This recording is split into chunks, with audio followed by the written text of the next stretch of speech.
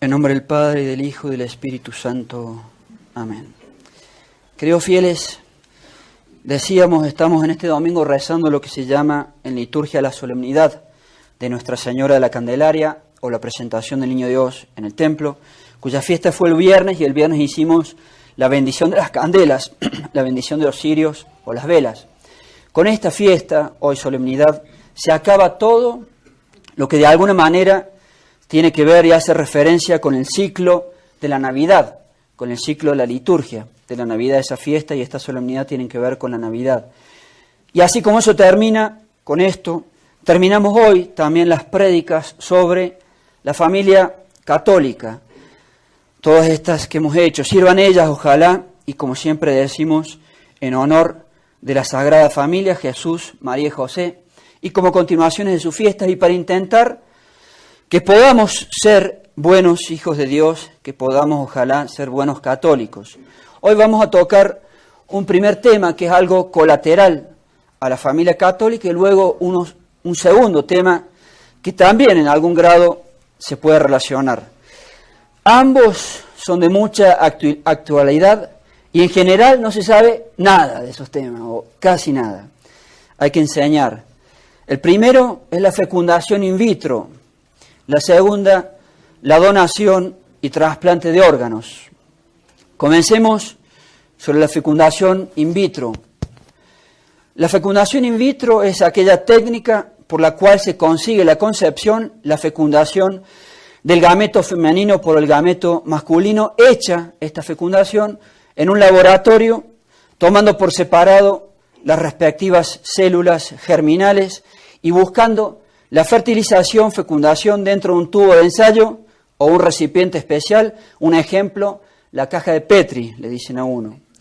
La pura palabra de esta fecundación hace alusión a lo dicho, in vitro, significa en el vidrio, literalmente, por el referido recipiente, es decir, que se puede llamar propiamente fecundación en el vidrio.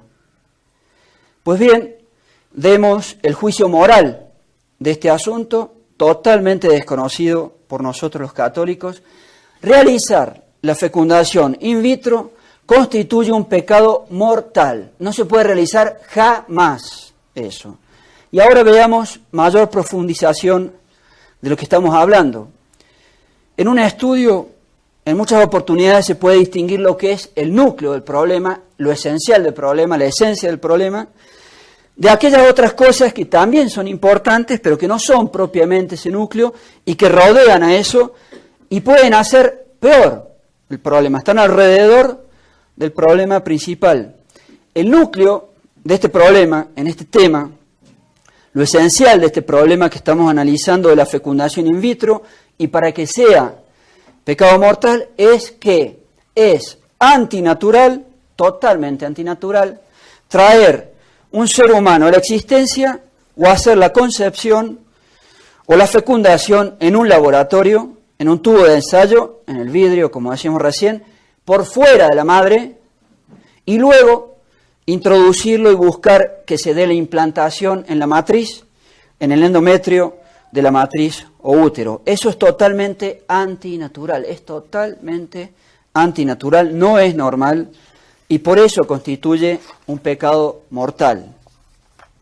Cosas ahora que rodean dicho núcleo, a esa esencia del asunto o del problema, en este caso, de la fecundación in vitro, se le suman otras cosas más que lo rodean y que lo hacen peor todavía ante Dios, moralmente.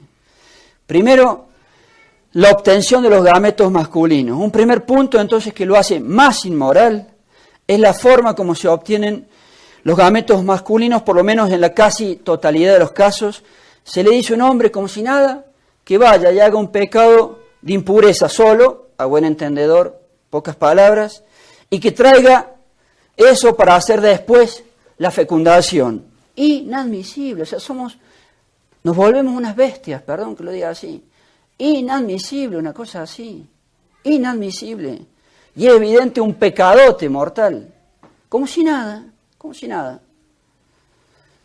Y las enfermeras y los médicos, como decíamos recién, como si nada, le dicen a los hombres que hagan eso, qué estado lamentable al que hemos llegado y qué cuentas que van a tener que dar esos médicos y esas enfermeras cuando sean juzgados por Dios. Entre paréntesis, lo mismo se hace como si nada cuando los famosos exámenes de fertilidad del hombre, como si nada. Qué estado de brutalidad realmente que tenemos. También lo mismo andan diciendo sobre estas cosas como si nada profesores y psicólogos. Pues bien, prepárense, mijitos, porque les va a ir bastante mal cuando tengan que rendir cuentas a Dios en el juicio. Otro punto que lo hace peor a esto de la fecundación in vitro, que lo hace más inmoral, es que se hacen múltiples fecundaciones y de ellas los médicos tratan de escoger los mejores, médica y clínicamente, embriones viables, como les dicen, y con ellos intentan la implantación en el endometrio. Otro punto que lo hace peor, el descarte de embriones y el congelamiento de embriones. Y aquí pasamos a este tercer problema. De esas fecundaciones, los embriones que no son, entre comillas, seleccionados, o los que ya no son necesarios, porque ya se dio la implantación, se descartan, se tiran, se destruyen o se congelan. Decimos entonces, se descartan o se destruyen seres humanos, como si nada. Mas ellos dicen, no problem, los médicos, no hay problema, ¿sí? Veremos si Dios es de la misma opinión. Y hoy nos entramos en el tema de las células madres, para lo cual también se utilizan esos embriones para experimentación. Es un mundo diabólico realmente. Otro de los puntos, o haciendo un paréntesis, la concepción del ser humano. Digamos hoy tan solo 2 palabras sobre el comienzo del ser humano, su concepción, pero ya sabemos que todo parece indicar que desde la concepción, fecundación, tenemos el ser humano, tenemos la persona. Dios es el que infunde el alma racional. Dios le infunde cuando la materia es apta, se dice. La materia tiene que ser apta. Y los que aportan la materia son los padres. Y según los estudios más modernos, la genética, lo escuchamos a menudo, todo ya estaría dado desde la concepción. O sea, la materia sería apta ya desde ese momento en cuanto al cuerpo del ser humano. Pero padre, no se sabe en forma exacta, el alma es invisible, es espiritual. Y antiguamente se creía que la animación a través del alma racional se producía más adelante por la sucesión de las almas vegetativa y animal. Sí es cierto, pero lo que se debe saber es que el principio que da Santo Tomás de Aquino es perfecto, y el principio es que Dios infunde el alma racional humana, cuando la materia es apta.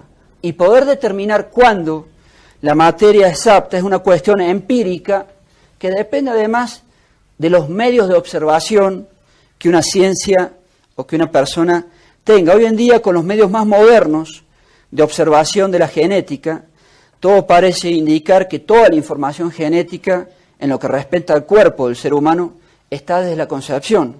Es decir, parece que desde la concepción hay materia apta y por lo tanto desde la concepción Dios infundiría el alma, y todo lo que tiene que hacer una vez que se da la concepción es crecer, pero ya está todo.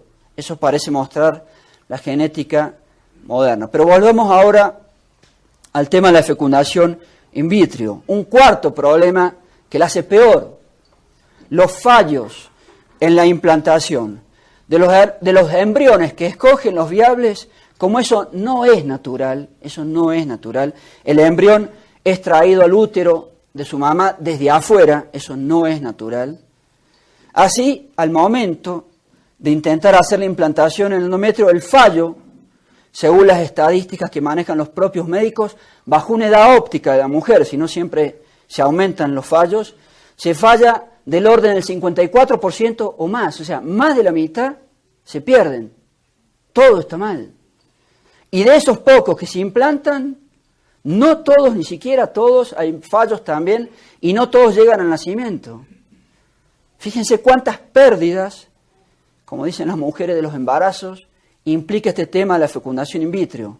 Una objeción: supongamos, padre, que la ciencia avanza, que ya no es necesario que el hombre haga un pecado de impureza solo para obtener los gametos. Supongamos que ya no son necesarias múltiples fecundaciones, supongamos que se hace una sola fecundación, supongamos que nunca más se descartan o congelan los embriones, supongamos que se hace un solo intento de implantación y que la misma se consigue siempre y que siempre llega al nacimiento.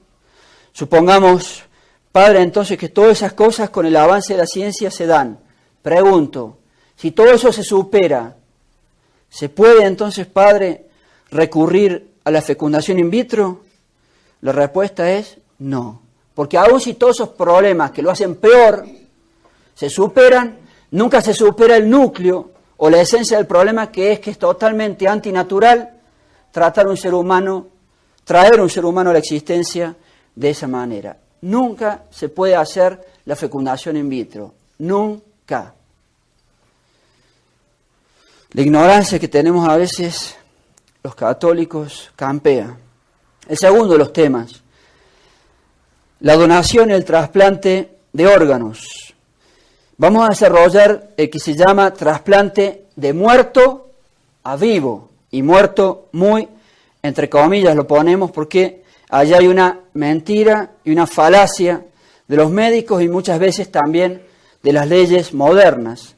Hoy no vamos a tocar lo que se llama el trasplante de vivo a vivo. Vamos a tocar el de muerto, entre comillas, a vivo. Y en este tema del muerto a vivo, los órganos más apetecidos son corazón, riñón y pulmón.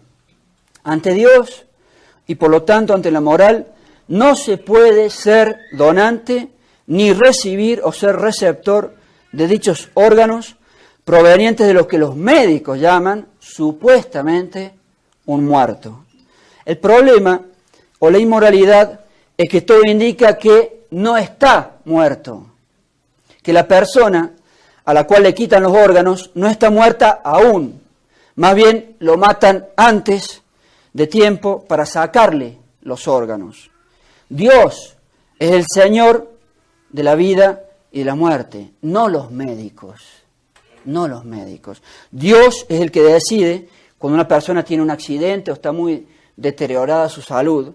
Dios es el que decide el momento de la muerte. Los médicos no son señores de la vida y de la muerte. Dios es el Señor. Y en esto que estamos hablando, para lograr lo que los médicos llaman el rescate de órganos, siempre palabras muy pomposas, el problema se plantea. Ellos, para hacer el mencionado rescate, necesitan que el corazón esté latiendo. Para hacer esas quitas de órganos, ellos necesitan que el corazón esté latiendo.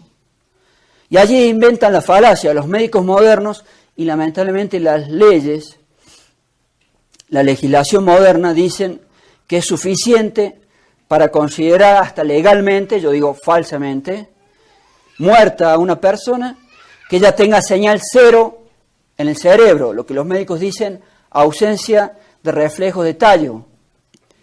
Señal cero en el cerebro, hablando más sencillamente. Esto es una falacia y es consecuencia de un mundo alejado de Dios e inclusive alejado de los sanos principios de la filosofía. En este tema de los órganos se fluctúa entre la ignorancia y el pecado.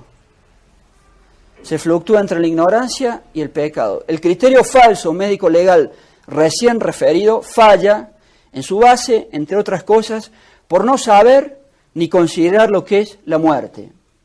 La muerte es la separación del alma con respecto al cuerpo. Cuando el alma se separa del cuerpo, todos fallecemos y morimos. Eso es la muerte. Ahora bien, ¿cómo determinar ese momento? ¿Cómo determinar el momento de la separación del alma? ¿Cuál es el verdadero momento de la muerte? ¿Cómo hacer para determinarlo? Como el alma es espíritu, o es espiritual y no material, no existe máquina o mecanismo alguno de registro. Lo espiritual no puede ser medido con aparato alguno. Los registros se dan sobre la materia, sobre las cosas materiales, y el alma no es materia. No, padre, yo vi un documental donde medían a la persona que se estaba por morir y registraban que cuando salía el alma se daba una pérdida instantánea muy pequeña de peso. Realmente uno responde con un poco de enojo. Perdón que lo diga así, somos muy brutos, y la ignorancia campea. No solo en este tema, sino en tantos otros, la gente anda viendo otra vez cuánta bobada se publicita en el internet, cuánta bobada. Y no tienen información de nada. Y se comen todas esas bobadas, por no decir mentiras, cosas absurdas a más no poder. El alma es espíritu, de naturaleza espiritual. No hay forma de medir nada con un espíritu. Tiene una pérdida chiquitita de peso, se le fue el alma. Cualquier tontería en ese famoso internet, porque no hay criterio y no hay formación, como lo que decíamos hace unos momentos, esos envíos que hacen a mansalva. Entonces no podemos estar diciendo tonterías. Y siendo entonces que el alma es espiritual, no tiene ni registro, ni peso, ni medida. ¿Cómo saber? ¿Cómo saber entonces cuándo se produce la muerte? ¿Cómo saber cuándo el alma se separa del cuerpo? El momento de la muerte. Se tiene que apelar a lo que se llama una certeza moral, una certeza de orden moral que no es lo mismo que la certeza física ni que la certeza metafísica, no las bobadas metafísicas modernas, yo lo he explicado según la filosofía, pero es una certeza moral, no de estas otras. Y es una certeza moral que tiene que ser aceptable y correcta ante Dios. Hablando ahora de la vida, la señal corporal más antigua, tan antigua como la humanidad, de que todavía hay vida, es el corazón, los latidos del corazón. Modernamente se agregaron los registros del pulmón y del cerebro. El médico moderno dice, señal cero en el cerebro igual muerte, pues yo necesito para quitarle los órganos que esté latiendo el corazón. Y la respuesta correcta es, si el corazón todavía está latiendo, eso es señal de que todavía hay vida, no muerte. Es exactamente al revés. En todo caso, para aprovechar los adelantos de la medicina moderna, se debería apelar a la triple señal cero, para mayor seguridad o certeza moral de la muerte de una persona. Cerebro cero, pulmón cero y corazón cero. Y allí entra el problema para estos médicos modernos. Si el corazón ya no late, no les sirve ninguno de los tres órganos más apetecidos, ni corazón, ni riñón, ni pulmón. De allí que con la excusa de la donación y trasplante, a la persona se la mata antes de tiempo, antes de su muerte natural. A la persona se la mata antes y eso es un pecado gravísimo ante Dios. Creo recordar una vez hablando en Argentina con un médico que estaba, por supuesto, a favor de estos temas y trabajaba en los trasplantes, él me terminó dando la razón. Lo matan antes de tiempo. Me terminó dando la razón. Pero me agregó como justificativo, pero se va a morir igual, me dijo. Es decir, que el razonamiento de ese médico fue, como se va a morir, yo lo mato antes y le saco los órganos. O sea, eso no merece el menor análisis. El que decide el momento de la muerte natural es Dios y no el médico. Además que algunos pocos casos reaccionan a pesar de la señal cero, los reflejos de tallo que dicen los médicos.